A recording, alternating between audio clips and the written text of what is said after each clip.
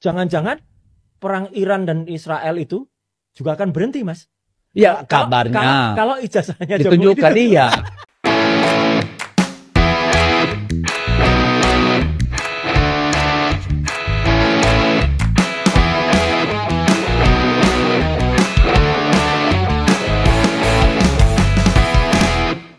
Oke guys, Assalamualaikum warahmatullahi wabarakatuh. Kembali lagi bersama Blacker Majenang. Guys, kali ini Panji benar-benar kelewatan guys ini ya. Sudah dipastikan fix ini ya guys ya, bahwa Roy Panji memang stres guys. Karena apa? Roy Panji baru-baru ini mengeluarkan kata Iran dan Israel akan berhenti jika Pak Jokowi menunjukkan ijazah aslinya. Stres nggak guys itu guys ya? Ini benar ya, pasien Pak Purnomo lepas ini guys, ini ya. Ya memper wajar guys ya, dengan munculnya Tarwiyah ya guys ya. Dan di video ini pula nanti Bung Sylvester membongkar siapa sih purnawirawan TNI yang ingin memakzulkan Mas Wapres. Ternyata ya guys ya. Tanpa panjang lebar, kita simak videonya. Jangan-jangan perang Iran dan Israel itu juga akan berhenti, Mas? Sorry, izin state postingannya.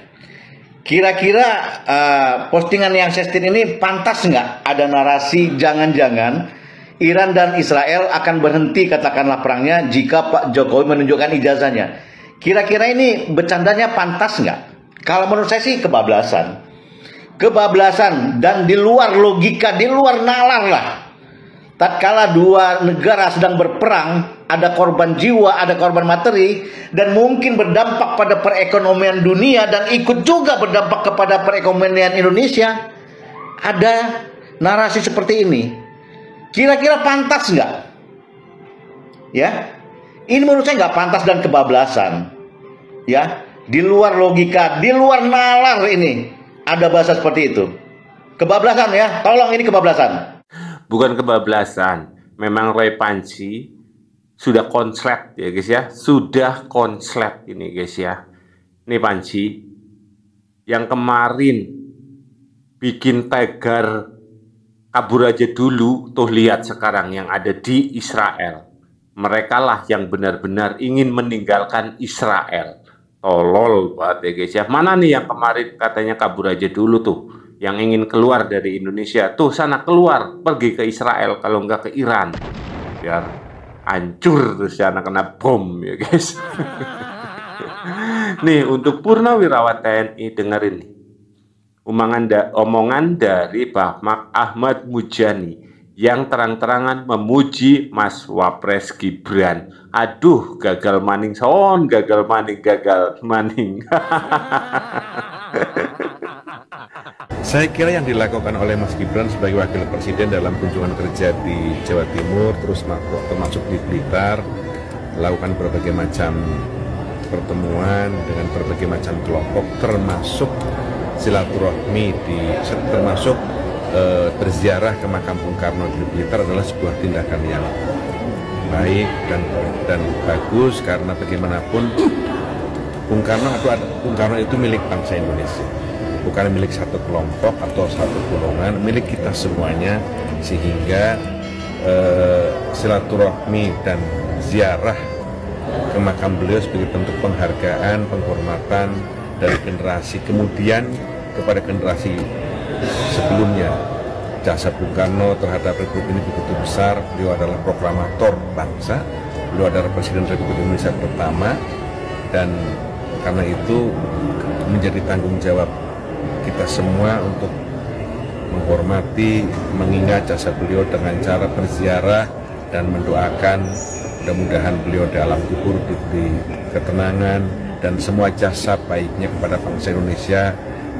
Oh iya. Iya kan? Iya kan? Sudah ada gugatan ya, Bro? Sudah digugatan. Kan zaman saya masih menteri, yaitu urusan pengadilan. Dapat diterima.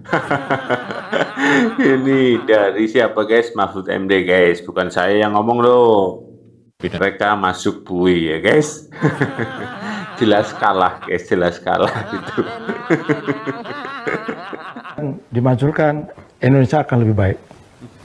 Kadrun, guys. Pasti akan lebih baik. Satu keluarga itu harus kita penjara itu. Benar itu, kesalahannya udah parah. Anda Benar, yang kok. parah. Baik, baik. Takut ya? Pokoknya Enggak, Pak. Kadrun, guys. Enggak, Pak. Tuh, dengerin. gimana Pak?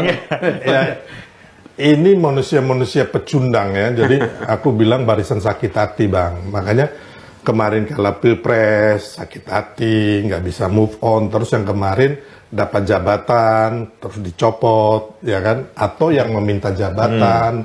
Bahkan juga mereka terafiliasi juga dengan organisasi yang sudah diberangus oleh Pak Jokowi, HTI dan FPI. Betul. Saya bilang saya tahu beberapa jenderal-jenderal ini, mantan purnawirawan ini, 2014 itu bersama saya, Bang. Ayo. Untuk pemilihan Pak Jokowi. Ya. Oke. Saya cerita. Jadi saya kenal bukan hanya dia atau istrinya, anak-anaknya pun saya. Jadi kalau umpama orang ini ngomong ini sakit jiwa juga gitu loh, ya kan?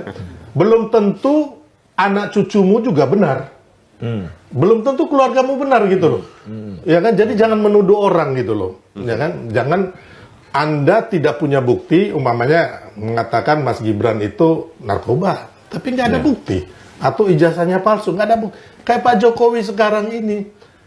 Kamu mengatakan orang ijazahnya palsu, harusnya kamu pegang nih ijazah palsunya mana nih, ijazah aslinya mana, tahun berapa dipalsukan, siapa yang memalsukan, bagaimana caranya memalsukan, atau sudah ada putusan pengadilan. Itu. Ya. Ini sangat berbahaya ketika saya menuduh abang, maaf ya bang, abang koruptor. Tapi abang tidak divonis pengadilan, bang. Saya ini bang akan kena pidana. Hukum akan membidana saya atas pencemaran, fitnah. Terus kalau disebarkan di media, kena penyebaran kebohongan, undang-undang ITE dan ITE. ini sangat berbahaya loh. Kita mengatakan orang ijazah palsu, ini sangat berbahaya. Makanya ini Roy Suryo ya, terus si Rismo Antifa, ini kurcaci konyol yang besok ya kan. Saya boleh mengatakan ya kan, kalau mengenai hukum 100% masuk bui. Bonus guys, bonus tambahan. Di atas 20 tahun. Amin. Wah, 100%. 100%. Iya. Kalau secara hukum ya. Oh iya dong. Secara hukum Bang, karena apa? Sudah melakukan fitnah ya kan terhadap orang lain tanpa putusan pengadilan. Fitnah itu lebih kejam daripada pembunuhan. Kenapa? Karena orang yang memfitnah itu bahaya ini. Dia bukan hanya menyakiti orang yang difitnah, tapi dia menyebarkan kebohongan kepada orang lain. Jadi dosanya bukan hanya yang difitnah, tapi orang lain yang nggak tahu apa-apa bisa kena dosa karena mengiyakan apa yang dia sampaikan. Dan yang paling parah, kalau dia pun sudah minta maaf, tapi jika fitnahan dia sudah tersebar kemana-mana, maka dia susah membendung fitnahan itu.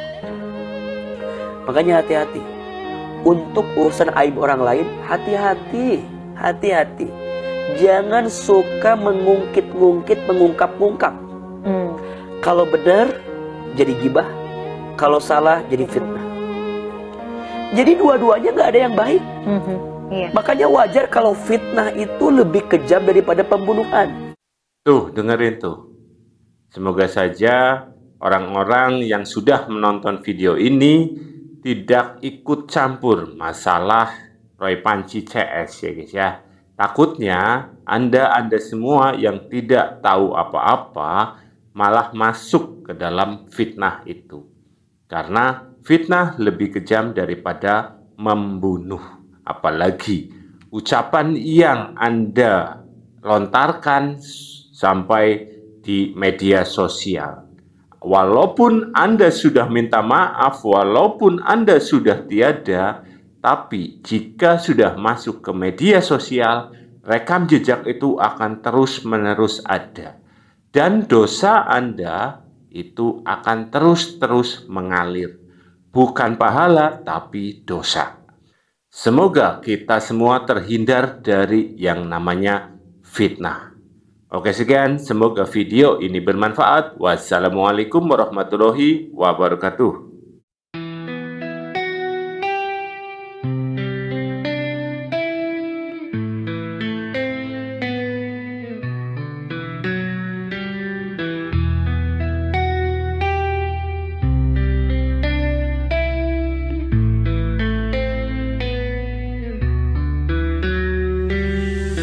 Langit tak selalu cerah, tapi kau tetap melangkah.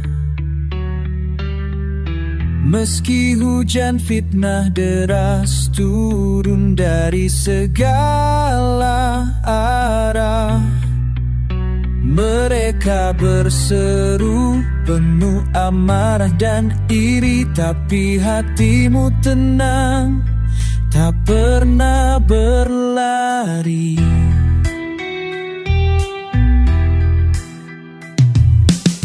Barisan sakit hati terus mencoba menjatuhkan,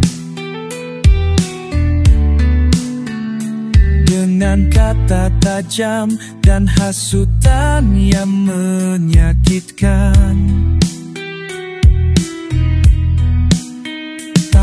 Kau jawab semua dengan kejaran kasih. Untuk negeri ini kau korbankan peluh dan letih. Izinkan mereka majenang bernyanyi, membawa hangat di tengah sunyi.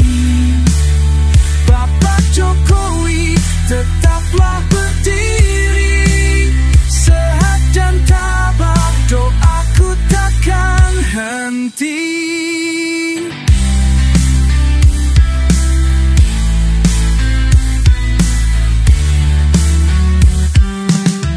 Engkau bukan manusia sempurna, tapi cintamu pada bangsa begitu nyata.